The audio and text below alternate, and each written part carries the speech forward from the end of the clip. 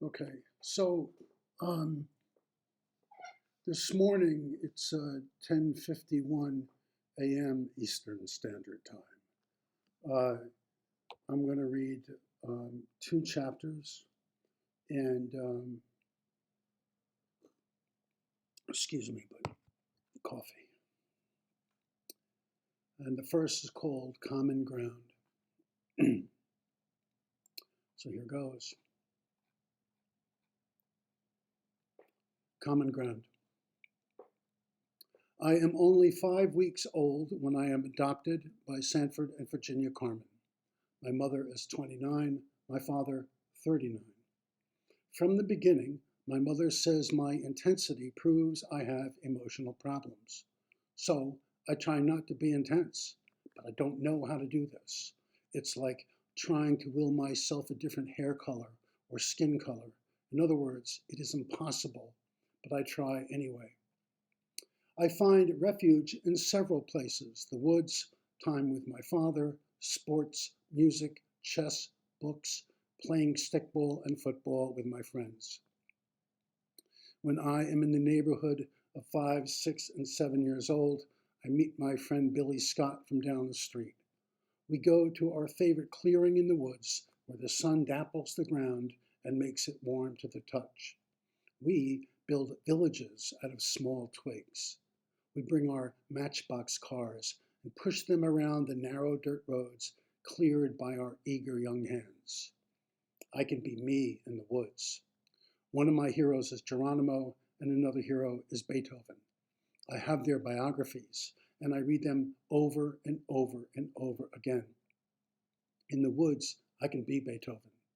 I sit by the stream and listen for music because Beethoven said he heard music in the sounds of nature.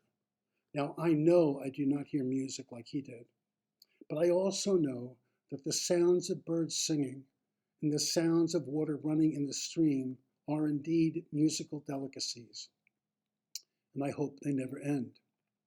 In the woods, I am Geronimo. I hoop and holler and climb trees and wait for the enemy to come, and no one tells me anything is wrong with me. No one says I am too intense. I build lean-tos and pretend they are wiki-ups. I tie one branch parallel to the ground between two trees. I lean other branches against it at an angle. Soon I have a lean-to. I break off branches from trees still filled with leaves and lace them into the angled roof for camouflage. I am 5 years old when my mother and I finally find some common ground. She takes me to see the New York City Ballet's Nutcracker at the City Center. The year is 1958. We have the best seats in the world, front row center in the balcony. When the ballet begins, when the ballet begins, I am transported to the most wonderful world I have ever seen. When the ballet ends and the curtain comes down, I am sure of several things. First, I am in love with Clara, and I want to beat up her cruel brother Fritz for breaking her Nutcracker doll. And I want to be the Nutcracker Prince. I want to dance. When I tell my mother I want to dance, she is in heaven. Ballet is my mother's greatest love in life, even though her favorite dancer of all time is Fred Astaire. In fact, it is a well-known piece of family lore that my mother's idea of heaven is dancing throughout eternity with Fred Astaire. My mother tells me she took ballet lessons as a child. She says she wasn't very good because she lacked talent and had weak ankles. She says her one claim to fame in the world of dance was winning first prize in a jitterbugging contest. I have seen jitterbugging in movies, and I think my mother was a better dancer than she thinks. Wasting no time, she calls the New York City School of Ballet and tells them she has a 5-year-old boy who wants to dance, and what would they recommend? They tell her I should wait until I am 8 before I take formal lessons in order to give my body more time to develop. They say it is okay for my mother to begin teaching me the basics, the 5 positions along with dance steps like pliés, pirouettes, rembattements, grand jetés, and more. When I dance, I never want to stop. My parents put on music in the evening and I dance. I dance to Tchaikovsky, Stravinsky, Prokofiev, Copland, and Khachaturian. I am told my favorite composer, Beethoven, is not considered easy to dance to, but I know they are wrong because I dance to him anyway. Besides, I already know that music and movement are part of the same thing. People who can sit still while they are listening to music baffle me. Something must be wrong with them. My parents leave the door to my room open every night so I can fall asleep to music. I am 8 years old, and my mother takes me to an audition with Regis Powers in Dobbs Ferry, New York. Mr. Powers is a former soloist with the American Ballet Theatre. Mr. Powers asks me if I could do a split jump and touch both my feet. I do a split jump and I touch both my feet. He smiles and nods to my mother. I am going to dance school on a scholarship. Mr. Powers becomes my teacher, my mentor, and my friend. By the end of my first year, I am good enough to dance the lead in the ballet, Peter Pan. When we are in the world of ballet, my mother and I are close friends. The connection between us is seamless, loving, and safe. I can be me completely when I am dancing, and she is gloriously happy and accepting. My mother has many ballet books, and I spend hours poring over them, learning about Vaslav Nijinsky, his genius, his plummet into mental illness, and his subsequent admission into an insane asylum. I learned about Igor Yushkevich and Andrei Iglevsky. I learned how Maria Tallchief, the most magnificent ballerina to ever dance the Firebird, was an American Indian. I learned she was married to George Balanchine until 1952, when Balanchine married another ballerina, Tanakia Leclerc, that same year. Tragically, Tanakia Leclerc was stricken with polio. Balanchine divorced her in 1969 in the hopes of marrying Suzanne Farrell, without question, one of the greatest American ballerinas of all time.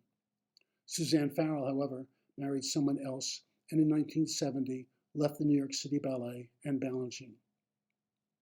I learned about Eric Brun, a dancer from the Royal Danish Ballet that my mother and I call the Laurence Olivier of dance. Brun steps on the stage and all the world grows still, awed by his presence. The whole family goes to the ballet several times a month, it seems. We usually go to see the New York City Ballet. My mother is a Balanchine devotee, and while I am moved by Jacques d'Amboise, perhaps the best male partner in a pas de deux I've ever seen, Edward Villela is by far my favorite dancer in the world.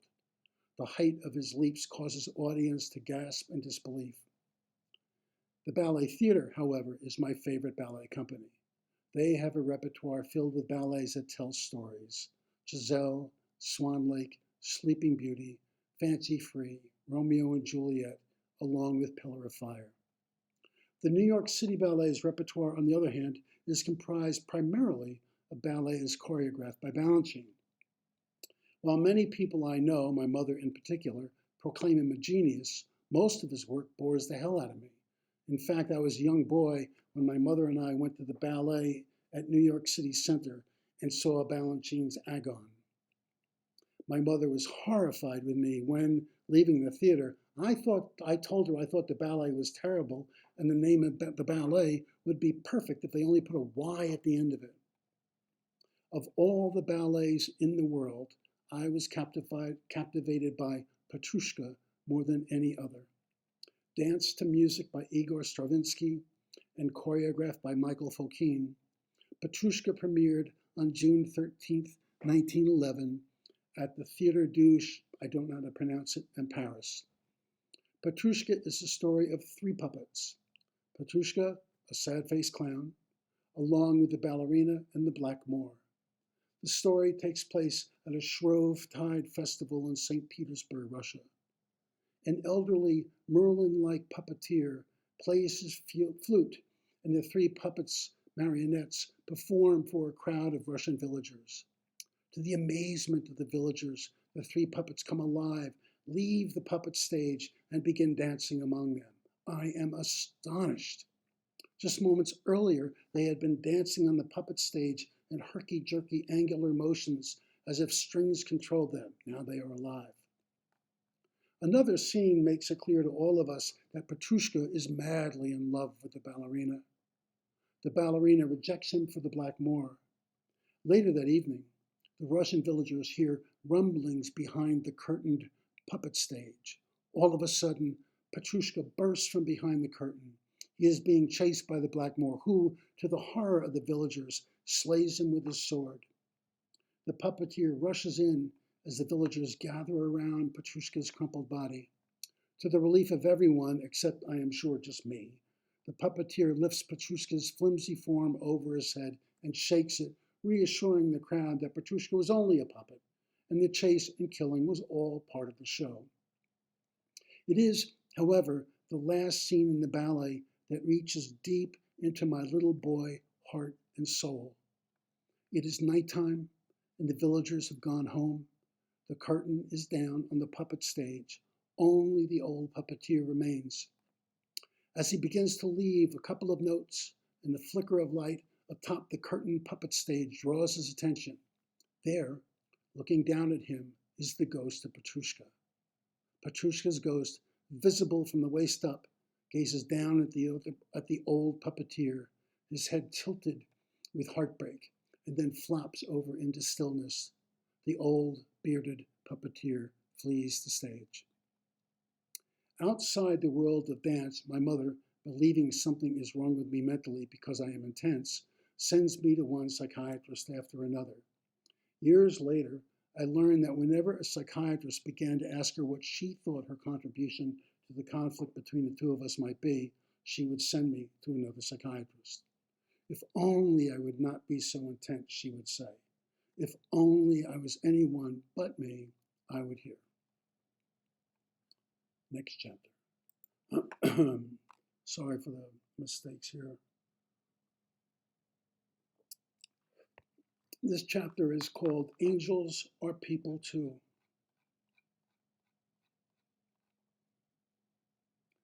Journal, September 2, 1984.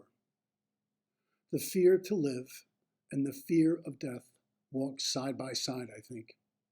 Now I walk between them, and the pressure is immense. End of journal quote. Nancy is standing in front of me on the southeast corner of 7th Avenue and Charles Street, telling me she is ending our relationship. It is October 5th, 3 days after my 31st birthday, 6 weeks after the shooting. She is about to go in for her shift at the restaurant Montana Eve across the street. She says she can't take the relationship anymore, and she does not understand why. Her beautiful eyes are wide open, glazed, teary, fevered with anxiety. I can see her pain. I can't move. Again, I don't understand what is happening. I try to wake up because I'm thinking this has to be a nightmare too, but I am awake, and it is not a dream. It is a nightmare, and it's a real one. I say, I love you, and I know I am shredded apart now. I'm thinking when that kid shot me, he shot her too and killed us both. I am not mad at her, because how can I be mad at this woman who helped save my life and got shot just like I did? I turn away from her and start running down 7th Avenue. I've got to get home. I run east on West 4th Street. I run across 6th Avenue and along the southern border of Washington Square Park. I've got to get home. I've got to get to safety. I am going to die, and I know it. I see a phone booth. I stop, put a coin in the slot, and call the YMCA on 23rd Street. I know Dane Arnold so close he is like my brother is there. I've got to get to Dane, tell him what's happened. Tell him I think I am soon no more, and I am trying to get home, and please don't let me die. I tell the woman who answers the phone at the Y, this is an emergency, they have to find him, please. They put me on hold. Every passing second slams into me like the steel-on-bone strike of a ball-peen hammer. Then a click, followed by Dane's voice. Pete, you okay? What's going on, man? Nancy's ended the relationship. Now I am crying, shaking. Where are you? Washington Square. I'm trying to get home. Dane, please get to me. Dane says, get home, Pete. Get home. I'm coming. I am off the phone and running east on West 4th Street. I cross Mercer, Broadway, Lafayette. Soon I am crossing 3rd Avenue, 2nd Avenue, 1st Avenue. I can't breathe. I am crying and pouring sweat, and nothing is real anymore. People move around me, but they might as well be in another universe. I am not part of the world they live in anymore. Was I ever? They may be on the same sidewalk I am, but they and everything else around me is far away. Everything. Colors, movements, sounds, smells, everything. I am gone from this world now. I am invisible, and no one can see me, not even me. Now I am running south on Avenue A, and I am still invisible. I step off a curb, and my foot lands at an angle, causing me just for a moment to stumble. The stumble's life connects me briefly to the world again. Then its life ends, and I am gone, invisible again. I turn left on East 2nd Street, my street. There are only 2.5 blocks to go, and I will be home. I can die at home. I am not here anymore. I am over. I am sitting at my kitchen table, waiting for Dane. It is a small table with 2 chairs. I am drinking coffee. I am always drinking coffee. Outside the kitchen window is an abandoned lot. It provides home to a hideous collage of rubble, garbage, and refuse of every denomination, baby carriages, burned out cars, tires, mangled and rusted shopping carts, used sets of works, urine and feces from cats, dogs, and people, garbage bags torn open by neighborhood strays, cats, dogs, and people looking for scraps of food. There is a jagged, gaping hole at ground level in the wall of the abandoned building on the far side of the lot. Junkies go in and out of the hole, their bone-thin bodies hunched, sullen, sweaty, dying. I feel hatred. I cook up another pot of coffee and fire up another cigarette. Homelessness taught me a long time ago that coffee and cigarettes bring warmth, comfort, and companionship. Like the flames that light them, lit cigarettes are living things. They move. They have a beginning, middle, and end. While their lives are short, they are real. And when they are with you, you are not alone. You have company. Cigarettes are also appendages to sacred places. They connect me to my father and Pop-Up, my mother's father. Pop-Up had a warm, comforting life cadence redolent of Jimmy Stewart. My father was and is and always will be my angel. Now, alone in this kitchen, coffee and cigarettes do almost nothing. My hands and arms move through the air before me, detached from who I am, as if they belong to someone else, somewhere else. Nancy is gone. Work is gone. Safety is gone. My income is gone. My health is gone. I am over. I am not angry with Nancy for ending the relationship. How can I be? She was there the morning I was shot. She was there every day in the hospital. She made sure to have a cab waiting outside the hospital to bring me home on September 1st, the day I signed myself out of the hospital AMA against medical advice. She picked me and my bandaged head up at the hospital, me wearing a shirt only a few folks, including me, thought was funny. My mother had bought me a t-shirt that said, "Hole in the head," on the front. Nancy brings me a San Francisco Giants baseball cap to wear over my bandaged head. I like it because Willie Mays is my favorite baseball player ever. She sits next to me in the cab and holds my hand, and the cabbie, learning I am a cabbie who'd been shot, talks gently and drives carefully. I am moved to tears as I watch him try not to hit bumps or potholes. In truth, hitting them would not have caused me pain.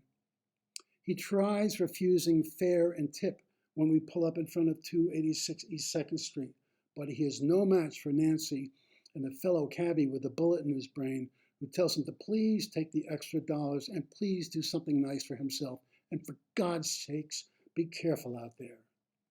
He is moved to tears too. Nancy helps me to my second-floor apartment.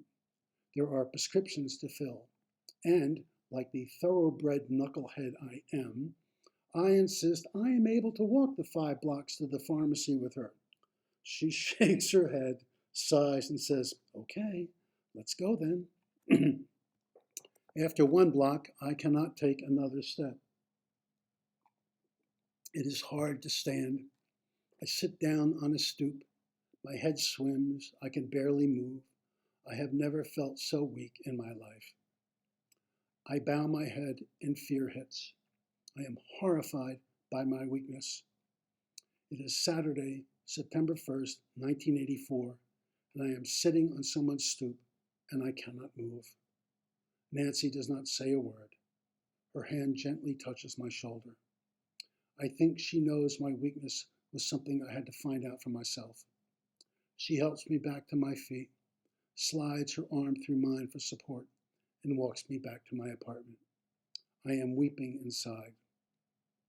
Once I am settled in with a cup of coffee, Nancy goes to the pharmacy to fill my prescriptions.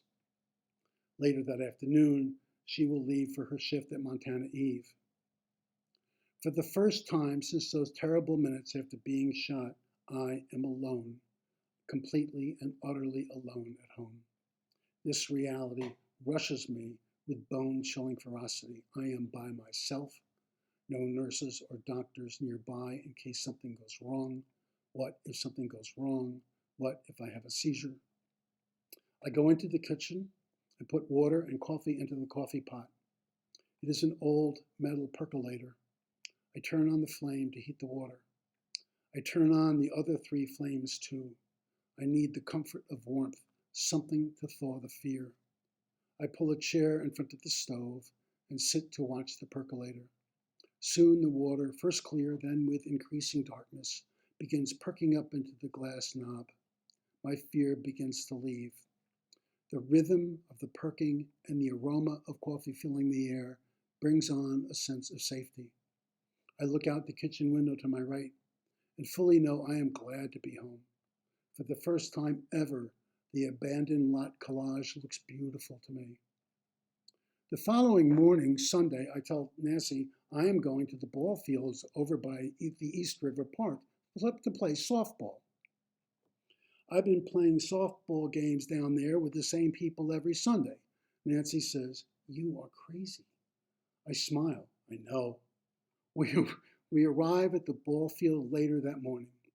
My head is bandaged and my mitt is in hand. My teammates are glad to see me, and there are hugs and gentle pats on the back. They decide, and reluctantly, or so I hope they will believe, I agree that I can't play my regular position in center field in my condition.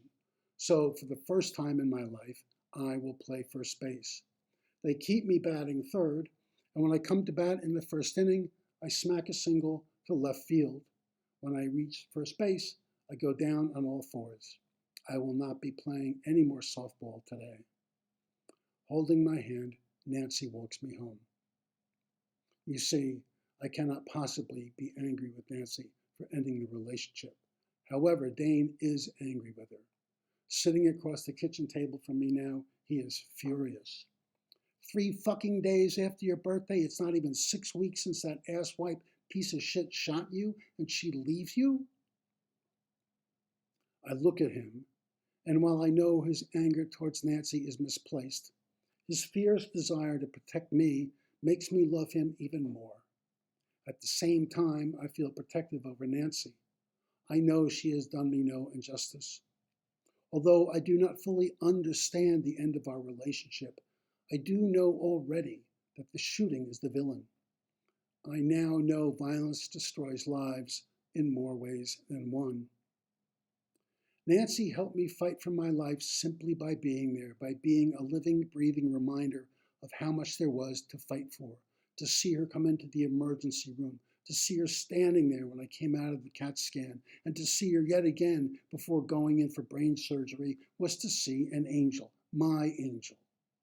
Her daily visits when I was in the hospital helped keep me going in some ineffable way. I am looking at Dane, my beautiful, angry friend, who I love with all my heart. And I know no matter what happens, no matter how much time I have left in the world, Dane will always have a secure and precious place in my heart. So will Nancy.